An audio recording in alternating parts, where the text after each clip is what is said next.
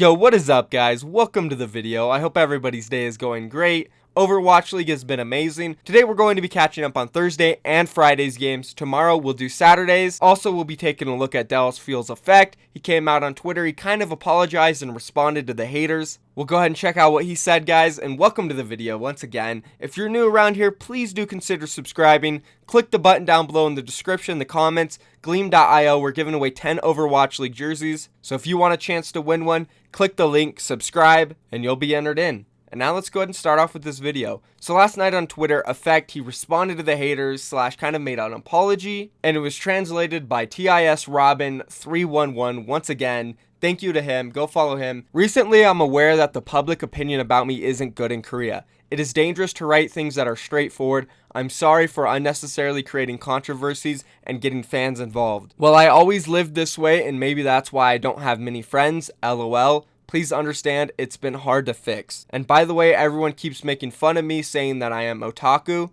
You are correct, LMAO. Of course, I did not do the high five action because I wanted to belittle the other team or ignore the fans. I was focused on winning, killing in-game, and wasn't able to pay attention to other things. This is my mistake. I will try to think more next time. So I'm 50-50 on this. Effect has made some major mistakes within the Dallas Fuel, like leaking everything in that AMA or going on stream and saying stage 3 is going to be cancer for Dallas Fuel. It'll be the worst. These are things overall that you just cannot do when you're in the Overwatch League. It sets a bad image for you. It sets a bad image for your team, which we have seen. I've covered it on my YouTube channel. Every step of the way, it has only gotten worse and worse for Effect and Dallas Fuel because of these leaks, because of these things they say on their Twitters, their streams, all that stuff. So of course, yes, he will get a lot of flack for this, which is deserved. He shouldn't be going out leaking things like this, saying bad things about his teammates and team all the time. But something I do agree with him on is the high-fiving and just touching the fans when you come out of the stadium. For me personally, I can completely understand his reasoning for not wanting to touch anybody. He's laser focused, he's walking out there, he doesn't even see the fans in his eyes. All he sees is red. Trying to kill the other team is what he wants to accomplish.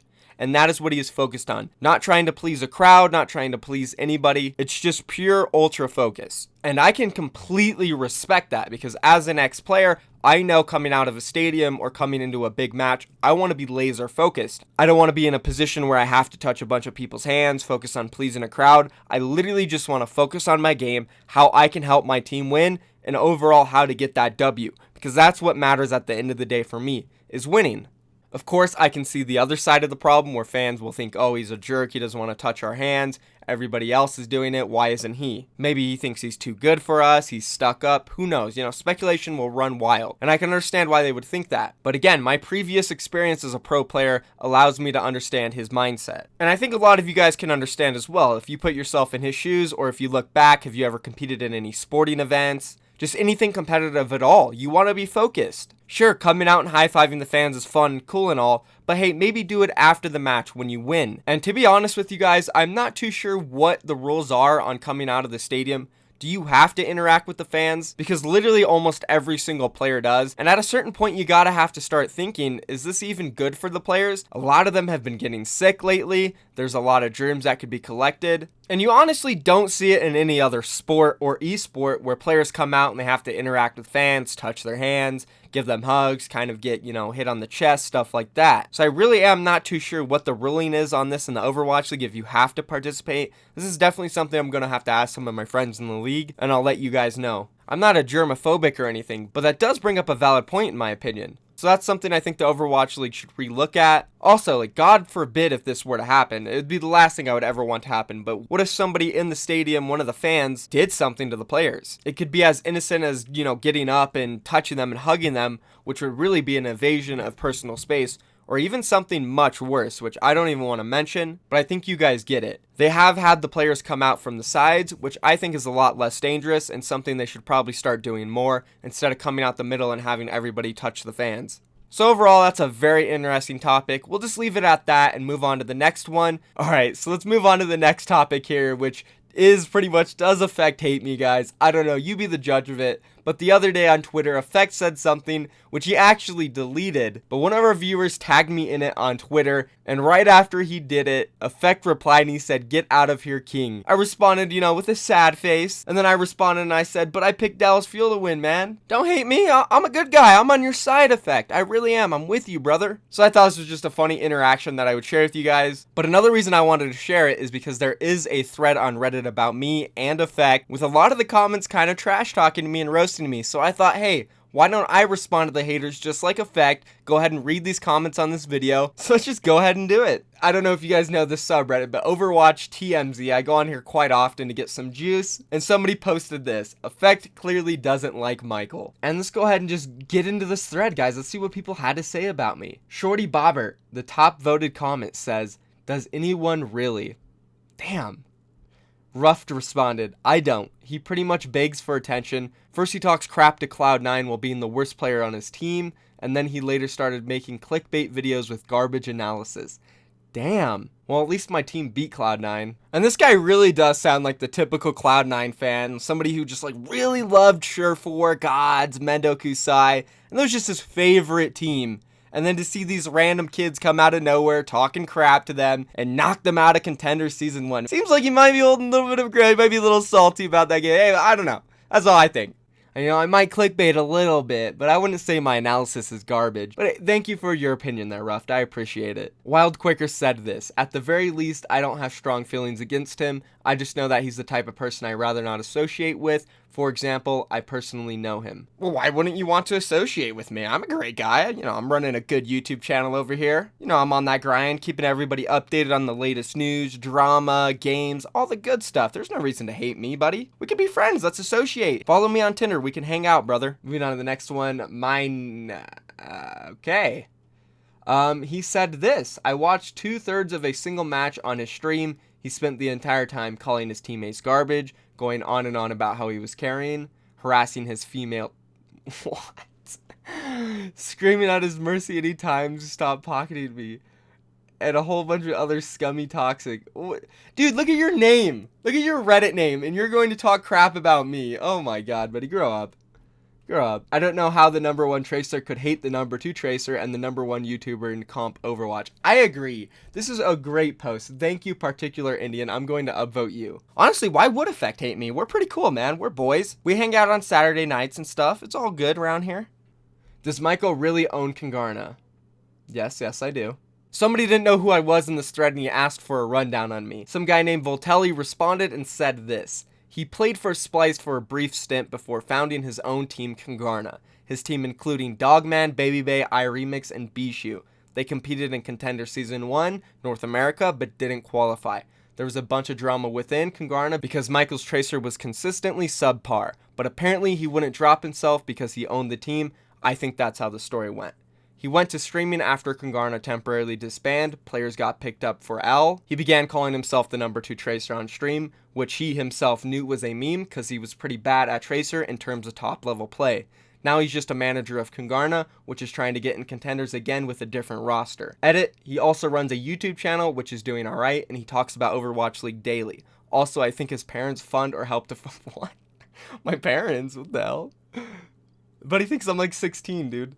Just to go on the record, guys, I am 22 years of age, I fund my own stuff, and overall this isn't the best rundown of me. Maybe I'll do that in a video sometime. I still want to do Is MYKL Good Enough for the Overwatch League, and I know you guys want to see that video, so hopefully sometime I can do that for you guys. There's just so much content to do. But hey, that's it for this thread, and let's go ahead and move on to the games. So starting off on Thursday, we had the Florida Mayhem going up against the New York Excelsior. This was a very interesting match. I was excited to see a player finally come in, see what he could do for this team. Unfortunately though, his debut was against New York Excelsior, pretty much the Overwatch League kings right now. Anybody who goes up against them isn't going to have a good time unless you're probably London Spitfire, Boston Uprising, or Philadelphia Fusion. And of course, that's exactly what we got. It was a complete stomp, 4-0, and my goodness, is Jonak just an all-star? Let's go ahead and just take a look at the stats real quick. JJonak put up 27 and 22. He had more kills than Mano. He had more kills than Seaplaya, Swoosh. This guy literally just fragged out more than Tavik.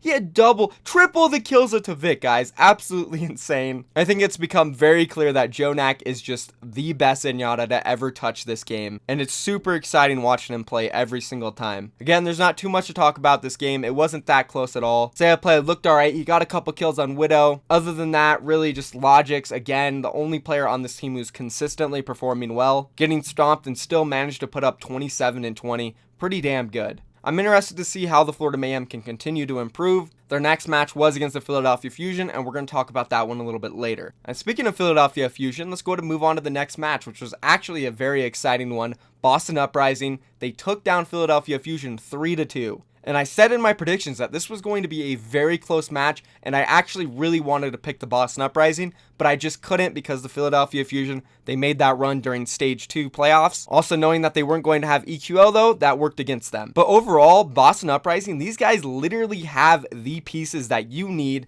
to have a successful Overwatch League team. And not just a successful one, a really good one. They have the one trick tracer, the guy that's going to go out there, do consistent damage, get consistent picks, and just honestly do a great job. A top 3, top 4 tracer in the league, in my opinion, striker. Then they have Note, a guy who just comes out of nowhere and does everything right on Diva. Whether he needs to pill, if he needs to pill and keep his supports alive, he is back there matrixing, booping people around and helping his backline survive. If his backline's good and they need him to dive, he's going in deep, tanking a ton of damage, matrixing Dreamcasper, matrixing Gamsu, making sure they don't die, while also rocketing the other monkey in the face. He's just so elite at doing what he needs to do, and it's honestly such a surprise because no one expected him to come out and play like this. You could really make a case for Note that he's a top 5 diva in this league, if not at least top 7, top 6. Then moving on to Nako, another guy on this team who is probably top 5, top 4 in his role. He consistently gets picks for this team. He's always doing damage, always surviving, and we've also seen him go clutch mode multiple times on game 5s,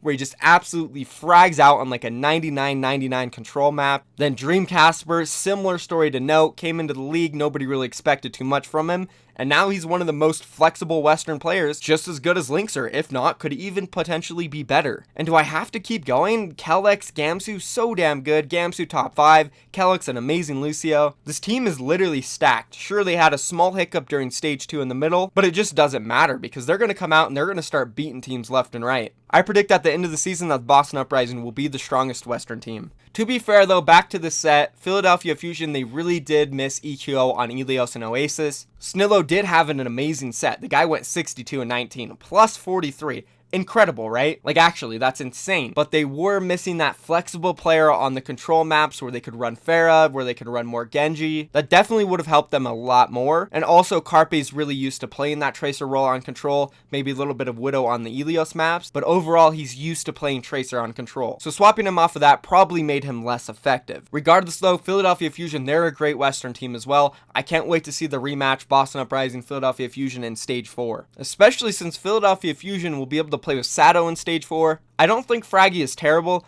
but Sato could definitely be an improvement, and that's something we're going to have to wait and see. Now let's go ahead and move on to the London Spitfire and the Houston Outlaws match, which I always see in the comments every time London Spitfire loses. People start saying, oh, Michael's crying, he's going to be raging in the next video. Guys, I don't care if the London Spitfire lose, I just want to see good games. This was a great set. It went all the way to the 5th map, and whenever I can get a 5th map, I am pleased. Also, I want to bring this up again. I'm so happy that Anubis is back in the map pool. It is by far my favorite 2CP map, and I do think overall it's the best one to watch. You get to see a lot more creative strategies and just the way the teams work the maps. Really fun to watch. Also, we haven't really talked about Blizzard World too much. Houston Outlaws looked pretty damn good on it. They did say in their YouTube series that they hadn't practiced for it too much, but they looked pretty crisp on it. But the main issue for me in this set was obviously London Spitfire not being able to perform on control. Just consistently throughout the entire league, they have not been able to win these control maps. It's the only mode under 50% win rate for them, and overall Oasis is their worst map. They have like a 15% win rate on Oasis overall, which is just horrendous. And knowing that it's game 5 now in Stage 3,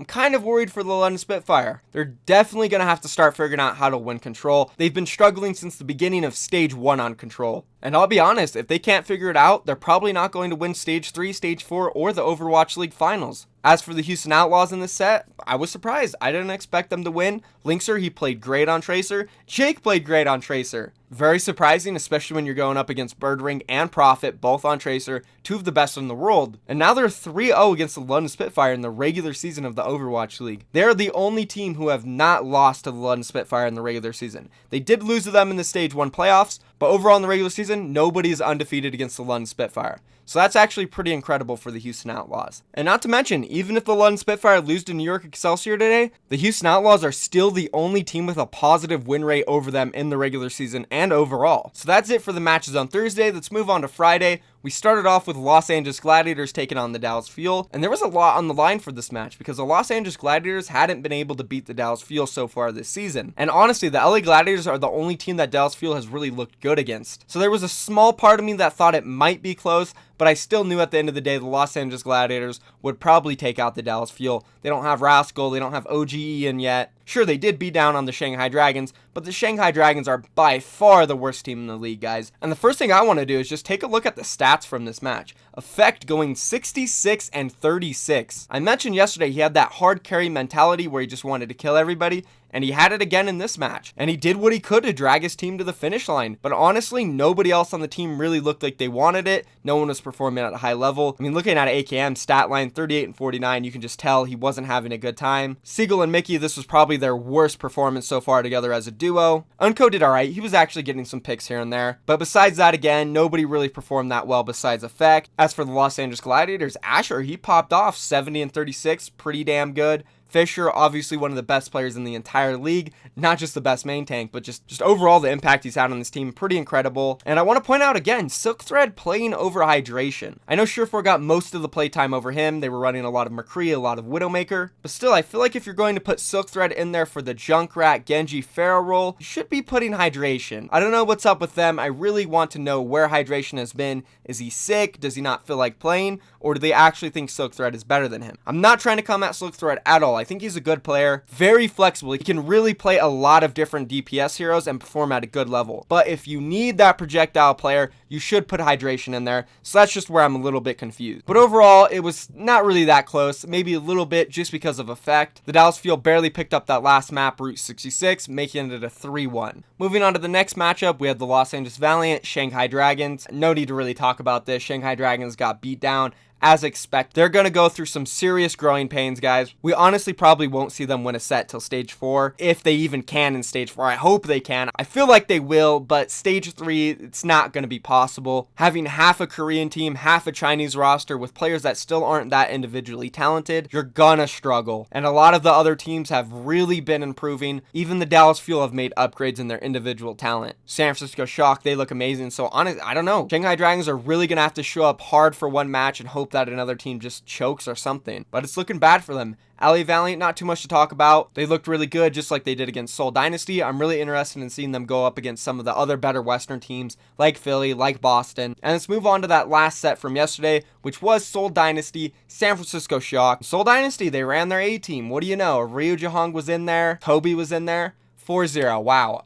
What a surprise, guys. What the hell were they thinking in their last match? I still just don't understand why they were running Zephyr and Guido against the LA Valiant. It's like, where's your coaching staff's head at? It makes no sense to me. But hey, they did get that 4-0 win against San Francisco Shock. I was pretty surprised, considering that San Francisco Shock has had some really close matches against Seoul Dynasty. In Stage 1, they lost 3-2, and then in Stage 2, they lost 3-1. Both of those sets were very close, and San Francisco Shock could have won them. And if their win against LA Gladiators and all these upgrades on their roster, I figured they were going to have an extremely close match against Seoul, especially after they got rolled against LA Valiant. So I was really surprised. This match took me off guard, and I don't know what's up with the Seoul Dynasty. They're just, I guess, extremely inconsistent. They're the new LA Valiant. They're going to lose one match for some unknown reason, and then they're going to win the next match for unknown reasons. Well, I guess it's kind of known. They shouldn't have ran freaking Guido and Zephyr, obviously. But still, they're very inconsistent. Their coaching staff, they need to figure stuff out. San Francisco Shock, they just really couldn't get anything done in this match. Super was really getting bullied by Munchkin and Fleta. Oh, by the way, Fleta, finally, this is the first match I watched him play where I was actually impressed since Stage 1. Honestly, in my opinion, he had one of the worst performances DPS-wise in Stage 2. The problem in Stage 1 with Seoul Dynasty, in my opinion, was Miro. He was making really bad decisions, getting caught off guard all the time. Stage 2, it was Fleta. He wasn't doing his job. He wasn't killing people, not nearly as good as he was in Stage 1. So if Fleta can start playing like he did in Stage 1, and Miro continues to perform like he did in Stage 2, Seoul Dynasty can actually be a contender for the Stage 1 playoffs. But if they want to go that far, they have to be more consistent. They have to be smarter about these coaching decisions. But legit, guys, they could make a run for the Stage 3 playoffs. You never know. That's going to be it for me, guys. Thank you for watching. If you're new around here, do not forget, enter the giveaway, guys. You can win an Overwatch League jersey of your choice. Subscribe, like the video, all the good stuff. And I'll see you guys tomorrow. Peace.